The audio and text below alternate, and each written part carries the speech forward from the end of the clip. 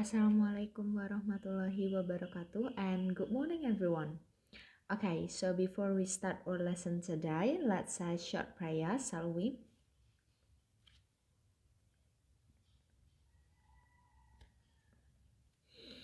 Amin, thank you very much. Okay, so how are you today? I hope you all doing great. So today kita akan membahas materi yang sudah Misangit kasih minggu lalu. Asumsi saya adalah kalian udah baca ya, kalian udah baca. Jadi hari ini saya cuma mau nge-highlight bagian-bagian yang saya rasa quite important for you to know, atau mungkin mudah-mudahan apa yang menjadi pertanyaan kalian setelah membaca materi yang saya kasih minggu lalu bisa terjawab lewat video kita kali ini. Gitu ya. So let's begin with the B part-nya dulu dari materi yang kemarin saya kasih, yaitu kita akan bahas tentang klausanya terlebih dahulu. Ya. Jadi misalnya pernah bahas ini di materi buku sebelumnya bahwa klausa itu kalau di bahasa Inggris dia tuh kayak kalimat tapi bukan. Gimana tuh kayak kalimat tapi bukan? Jadi prinsipnya klausa tuh adalah dia tuh punya subjek dan dia tuh punya verb, atau kadang juga ada beberapa buku yang bilang dia tuh predicate ya. It doesn't matter, terserah mau disebutnya apa, yang penting kalian harus ingat bahwa sebuah klausa itu berarti dia punya satu buah subjek dan satu buah verb. Intinya itu, ya.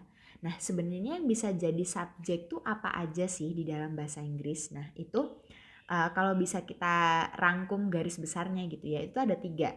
Jadi yang pertama adalah dia bisa dari noun, ya, atau non phrase, atau bisa juga pronoun. Nah, kita pernah bahas noun dan pronoun di dalam pembahasan buku yang sebelumnya, so I'm not going to tell you more about it. Cuman intinya contohnya tuh misalnya kalau noun tuh kita punya people, ya, vitamins, and Tom. Ini contohnya ya. Jadi kata benda gitu ya. Nah, kata benda tuh dalam bahasa Inggris sudah banyak banget, but as what I've said before, we have learned that before, so I'm not going to tell you more about it. Atau kita juga bisa menggunakan non phrase, atau phrase-nya ini tuh frasa ya, atau frasa kata benda. Nah, berarti kalau frasa kata benda tuh ada beberapa kata yang meaningnya satu kesatuan dan kata utamanya adalah kata benda. So we have known bahwa people, vitamins, and Tom itu adalah kata benda gitu ya. Nah, kalau dalam konteks yang ini, misalnya kita punya famous people, ya. Ini tuh kan ada 2 kata ya. Ini kata pertama dan ini kata kedua. Nah, saat dia tuh punya 2 kata, berarti ini frasa. Tapi kata utamanya si people-nya ini adalah noun, which means dia ini adalah non phrase. Nah, ini juga bisa nih jadi subjek gitu ya. Atau vitamin pill. Ini kan ada 3 kata ya. 1, 2, 3. Nah, ada 3 kata berarti dia frasa. Kan meaningnya satu kesatuan ya. Nah, kata utamanya adalah pill yang ada di sini, berarti ini juga merupakan non phrase. Dia juga bisa menjadi subjek dari sebuah kalimat. Nah, terus contoh yang ketiga, misalnya kita punya my friend Tom. Nah, ini ada 2 nih. Nounnya ada di sini dan si Tomnya ini sendiri ya. Nanti kita akan belajar later on yang kayak gini. Tapi intinya ini kan juga ada 1, 2, 3 kata. Satu kesatuan berarti ini non phrase. Juga bisa menjadi subjek. Nah, selain itu kita juga punya pronoun. Nah, pronoun ini kayak I, you, we, they, he, she, it. Ya, ini juga bisa menjadi subjek dari sebuah kalimat. What you should remember adalah bahwa dalam soal-soal TOEFL itu jarang banget ya subjek itu dalam bentuk pronoun. Jadi biasanya tuh dia menggunakan noun atau menggunakan non phrase atau bentuk yang lain yang sifatnya seperti noun atau non phrase. Nah, nanti kita akan pelajarin. Yang penting garis besarnya adalah yang bisa menjadi subjek itu adalah noun, non phrase, dan pronoun. Alright, so let's talk about verb now. Ya, Sekarang kita akan ngomongin tentang kata kerjanya. Nah, sebenarnya tuh apa aja sih yang bisa menjadi kata kerja dalam sebuah kalimat? Nah, jadi yang pertama kita bisa punya kata kerja yang cuman single word, which means dia cuman satu kata aja kata kerjanya. So, misalnya kita punya kalimat kayak gini ya. I need a pen. Nah, dalam konteks ini nih, contoh kata kerjanya ada di sini ya. Ini kita punya I sebagai subjek, nah kemudian need-nya ini sebagai sebuah verb. Satu kata aja, nah ini berarti kita sebutnya sebagai a single word verb. Bisa dalam bentuk verb satu kayak need ini ya, atau dalam bentuk be verb ya seperti was, is, am, etc. ya, atau dalam bentuk verb 2 seperti took and had. Ya, jadi dia bentuknya verb 1, verb 2 atau be. Ya. Atau selain kita punya single word verb, kita juga punya a verb phrase. Ingat, phrase ini artinya frasa, which means dia tuh beberapa kata gitu yang meaningnya satu kesatuan. Nah, berarti otomatis selain kita punya a single word verb, kita juga punya frasa kata kerja. Misalnya, di sini kita punya will need. Okay, so let's put this into a sentence. I will need a pen. Ya kan? Misalnya kamu bilang, oh I'm going to go to join conference and I will need a pen. I will need a pen. Nah, dalam konteks ini kan subjek nih ya. Nah, kata kerjanya itu frasa ada di sini. Meskipun kalau ditanya kata kerja utamanya ada di mana Miss ya, ada di pada kata will-nya ini. Cuman ini nih sebenarnya frasa nih kata kerjanya. Jadi dia dua kata yang satu kesatuan gitu meaningnya, ya kan? Gak bisa dipisahin will doang atau need doang gitu. Nah, selain itu kita punya has been, we have should take, would have had, atau had to work, etc. Ini contohnya masih banyak banget nih, saya cuman ngasih kira-kiranya aja, contoh-contohnya aja ya. Nah, yang perlu diingat selain frasa kata kerja dan kata kerja yang cuma satu kata doang, kita ini juga harus mempertimbangkan dari sisi aktif atau pasifnya. Nah, ini bergantung pada meaning dari kalimatnya itu sendiri. Misalnya dalam bentuk aktif we have need ya, but dalam bentuk pasifnya kita bisa punya was needed. Ingat, passive voice itu rumusnya adalah be plus verb 3. Nah, ini sering banget nih keluar di TOEFL nih.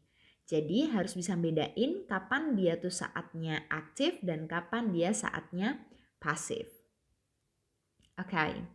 Jadi itu ya untuk yang klausa. Yang you should remember benar-benar adalah bahwa klausa itu harus punya subject dan verb, ya. Nah, sekarang kita akan bergerak pada pembahasan sentence. Jadi dulu misalnya pernah nerangin tentang simple sentence, compound sentence, and complex sentence. So today saya cuma mau ngulangin sedikit aja gitu ya. Nah, klausa itu erat sekali kaitannya dengan sentences, dengan kalimat gitu ya. Cuman apa sih sebenarnya bedanya kalimat dengan klausa? Nah, kalau tadi kalian bisa kalian ingat bahwa klausa itu modalnya adalah subjek dan verb.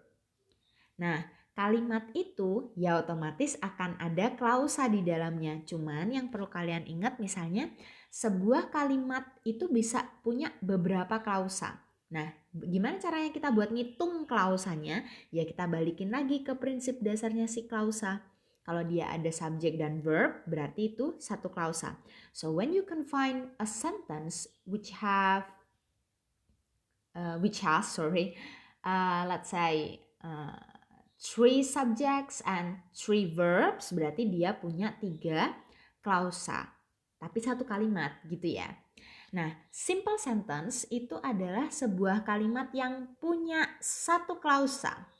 Berarti kamu cuma bakalan nemuin satu subjek dan satu verb aja gitu ya. Nah, contohnya misalnya kita punya people need vitamins. People-nya sebagai subjek, need-nya sebagai verb. Kita cuma bisa nemuin satu subjek dan satu verb, berarti dia ini satu klausa. Berarti simple sentence nih, ya. Contoh keduanya adalah the man took vitamin pills. Subject, verb, ya. Cuman ada satu-satu, so this sentence is also has one clause. Ya. Nah, sekarang kita akan bergerak pada compound sentence. Jadi compound sentence itu apaan sih gitu. Aduh, kok garisnya jelek ya. Ulang deh. Compound sentence itu apaan sih? Nah, kita pernah belajar juga tuh, ya. Jadi dia itu adalah merupakan two independent clauses, ya, yang dihubungkan dengan a coordinating conjunction.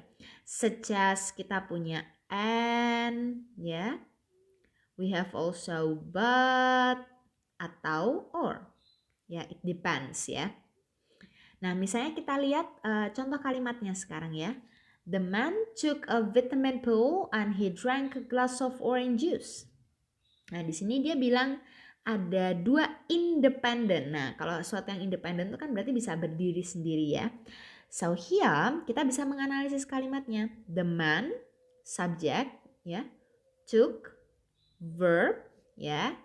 Terus di sini ada coordinating conjunction-nya and. Terus kita dapat pronoun he, subjek lagi, drank, verb 2 dari minum, ya, berarti ini verb. Nah, terus di sini kita dapat satu subjek, satu verb, subjek kedua, dan verb kedua, which means dia ini punya dua klausa. Nah, saat sebuah kalimat punya dua klausa dan dia tuh di-join dengan coordinating conjunction, berarti dia ini adalah compound sentence. Nah, independent tuh maksudnya apa? Bisa berdiri sendiri. Maksudnya bisa berdiri sendiri adalah kalau misalnya dua klausa ini kita pisahkan menjadi dua buah kalimat, ya. Mereka tuh ada artinya dan tidak saling bergantung satu sama lain. Misalnya saya kasih contoh di sini tadi ya. Laki-laki itu minum pil vitamin dan dia meminum segelas orange juice. Nah, kalau kita pisahin ini dia jadi dua klausa ya. Klausa pertama adalah dia minum obat, udah gitu aja ya. Dia minum obat, dia minum segelas orange juice. Jadi saya bilang dia minum obat tuh kalian udah get the point. Karena secara meaning utuh dia gitu ya, bisa berdiri sendiri. Atau seandainya saya bilang dia minum segelas orange juice, itu juga understandable. Dia bisa dimengerti kalimatnya dengan baik karena memang meaningnya utuh gitu ya. Nah, sekarang apa sih bedanya dia dengan complex sentence? Nah, ini yang harus kita lihat sekarang. Jadi, complex sentence ya, itu adalah an independent clause ya, dan dependent clause atau clauses ya. Jadi bisa satu, bisa banyak ya, tergantung dari sisi kalimatnya. Yang perlu kalian ingat adalah dia tuh ada independentnya dan ada dependentnya. Nah, kalau contohnya di sini gini. The man took a vitamin pill because he had a cold. Atau contoh yang misalnya sering banget saya pakai, misalnya kalimatnya gini.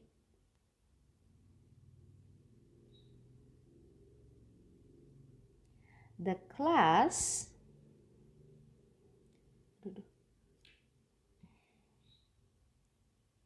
ditunda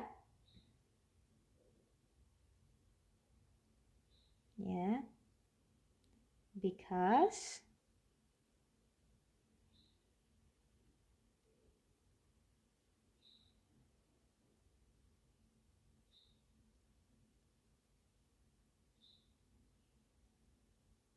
nah,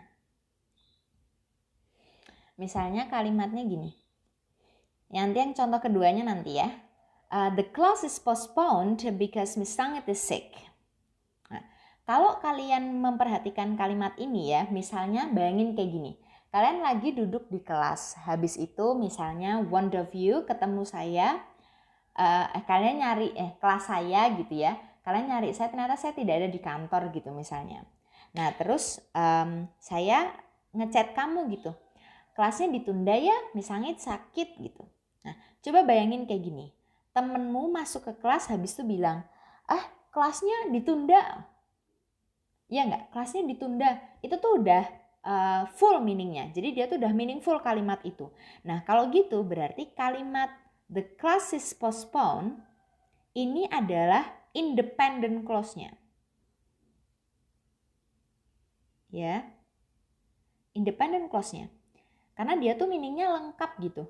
Tapi bayangin kalau tiba-tiba temanmu masuk kelas terus bilang kayak gini, karena Miss Langit sakit.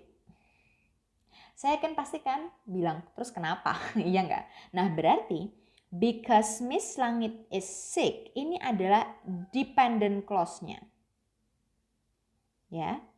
Nah yang bisa kita lihat, the class di sini, ini adalah subjeknya. Ya, ini adalah subjeknya. Is postponed ini adalah verbnya, ya, satu kesatuan. Terus di sini kita punya Miss Langit sebagai subjek. Terus is di sini sebagai verb.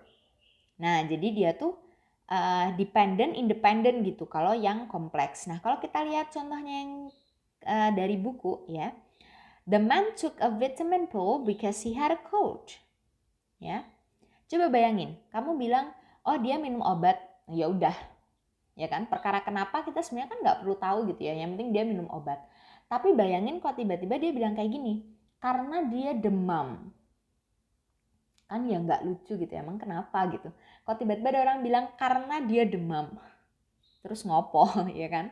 Nah berarti dari situ kita tahu bahwa the man took a vitamin pill ini adalah independent clause-nya. Ya. Sementara because he had a cold ini adalah dependent clause-nya. Nah, kenapa kita bisa bilang clause atau klausa? Karena di sini kita nemu the man ini adalah subjeknya, took ini adalah verbnya. Nah, di dependent clause-nya kita punya he, subjek, had, verb. Berarti ada 2 subjek dan 2 verb, berarti dia punya 2 clauses, dan yang satu independent, yang satu dependent. Nah, yang perlu diingat-ingat adalah bahwa ya klausa itu harus punya subjek dan verb. Atau at least sebuah kalimat tuh harus punya 1 subjek dan 1 verb. Ini yang perlu diingat-ingat. Jadi nanti perhatiin benar-benar kalimat-kalimat di soalnya biar kalian bisa tahu kalimat ini butuh apa atau kurang apa. Yang penting adalah perhatikan benar-benar subjek dan verbnya ya. Oke. Nah, sekarang kita akan masuk ke examples of soal TOEFL itself ya.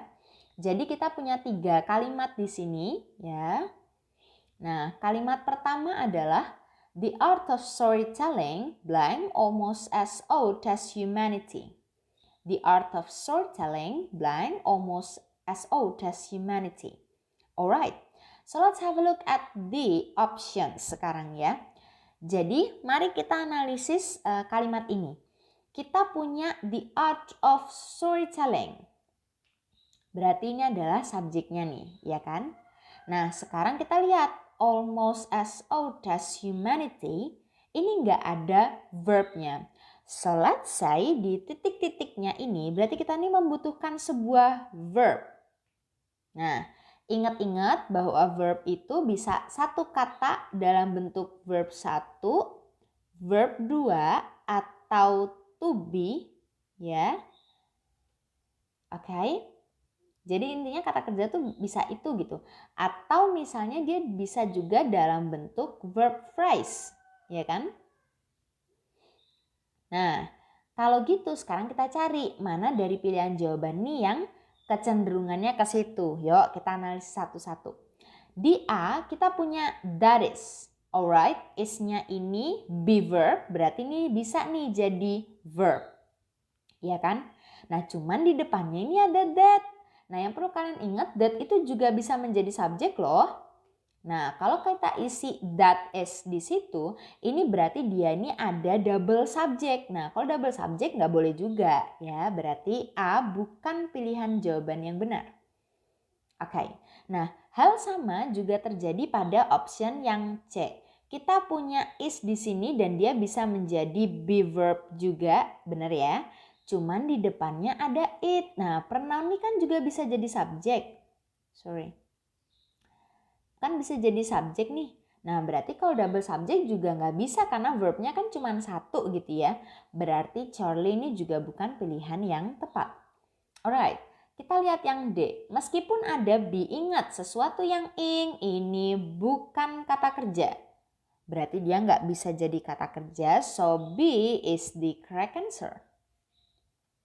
Begitu ya cara menganalisisnya. Oke, sekarang kita lihat yang nomor 2-nya. Blank, a few of the sounds produced by insects can be heard by humans. Oke. Jadi kalian bisa melihat di sini, wah ini agak-agak susah ya karena kita bingung nih, ini kata kerjanya yang mana ya? Produce-nya atau can be heard-nya. Ya. Nah, sekarang kita lihat di sini. Di sini dari awal dari depan ya, kita punya bentuk produce. Nah, produce ini kan bisa verb 2, bisa verb 3 tuh. Iya enggak? Nah, cuman kita bingung, ini dia verb 2 apa verb 3 ya?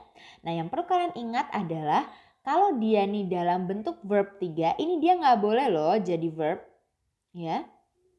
Nggak boleh jadi verb, dia harus dibersamai dengan be baru dia boleh jadi bagian dari kata kerja.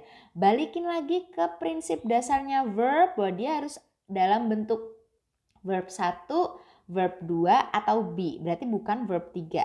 Nah, kita bisa lihat di sini ada kata by. Kalau ada kata by dengan oleh berarti ini pasti pasif. Nah, kalau pasif dia, ingat pasif itu adalah be plus verb 3. Nah, berarti dari sini kita bisa tahu kalau ini nih si produce-nya ini pasti verb 3. Berarti dia bukan kata kerjanya. Nah, sekarang kita lihat lagi. Oh, di sini ada kata kerja lagi nih. Kita dapat can be heard. Satu kesatuan kata kerja utamanya daripada kata can-nya. Ya, tapi yang penting ini adalah kata kerja. Nah, berarti dari sini kita tahu bahwa kalimat ini butuh sesuatu untuk melengkapi subjeknya. Karena kan a few of the sounds produced by insects ini adalah subjeknya. Cuman dia tuh berarti butuh sesuatu gitu untuk melengkapi subjeknya. Nah, yang bisa kita lihat adalah di sini ya. Kita analisis satu-satu nih. Only, bisa nggak ya? Coba nanti kita lihat ya. Kita lihat yang bravo. Kita buangin dulu yang jelas-jelas salah. Ingat are bisa menjadi verb, berarti ini adalah verb. Terus the ini bisa menjadi subjek ya. Saudara only. Oh, berarti nanti akan ada 2 verb dong. Berarti yang ini salah. Ya. Terus kita lihat ada that only loh. Kok ada that ya? Nanti kalau ada that-nya berarti dia bakalan jadi beberapa klausa. Ini juga bukan. Ya. Nah, with only juga nggak bisa. Nah, berarti jawaban yang paling pas adalah yang alpha. Dia cuma butuh suatu kata buat ngelengkapin subjeknya aja gitu. Nah, sekarang yang lebih jelas lagi kita akan lihat yang nomor 3-nya. Blank when lava cools very rapidly. Ya, di sini ada konektornya. When. Terus di sini ada lava cools very rapidly. Oh, ini adalah verb, ini subjek. Ini verb 1 ya. Si cools-nya ini. Cuman memang dia ditambahin S atau ES gitu ya. Sama juga kayak misalnya kita punya go menjadi goes gitu ya. Nah, ini sama aja verb 1 juga ya. Terus when lava cools very rapidly, kita punya subjek dan punya verb. Ingat di sini ada konektor, berarti sebelum ada konektornya ini kita sebenarnya ini membutuhkan subjek verb lagi. Kan aneh ya kalau kita tiba-tiba bilang saat lava cools very rapidly. Nah, terus ngopo gitu kan. Berarti kan ini kan kalimat yang dependent. Nah, berarti dia independent clause kan dia. Nah, dependent clause salah mulu.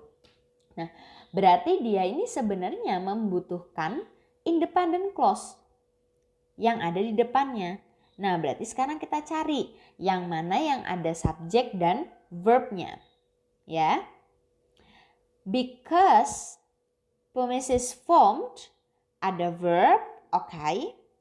Ada subjek, bisa, tapi lihat di depannya ada konektor lagi. Masa udah yang di belakang ada konektor, depannya ada konektornya lagi, berarti ini kan dependent clause nih. Ya. Terus independent clause-nya gimana dong? Kan nggak ada ya nanti. Berarti yang ini juga bukan pilihan yang benar. To form promise. Ada verbnya? No. Berarti ini bukan bagian jawaban yang benar. Terus kita lihat pumice is formed. Ada subjek. Dan ada verb. Ya, ini satu kesatuan verbnya. Berarti ini bisa menjadi jawaban yang benar.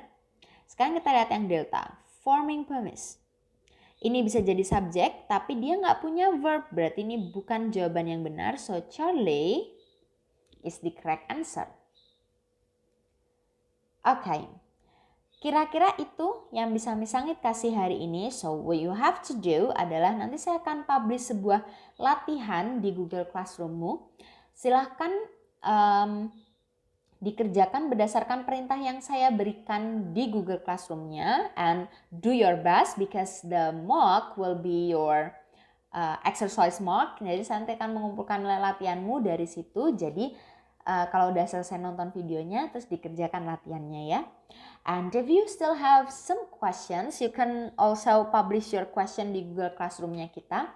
Tanya aja di situ, or even you can WhatsApp me if you still find any problems.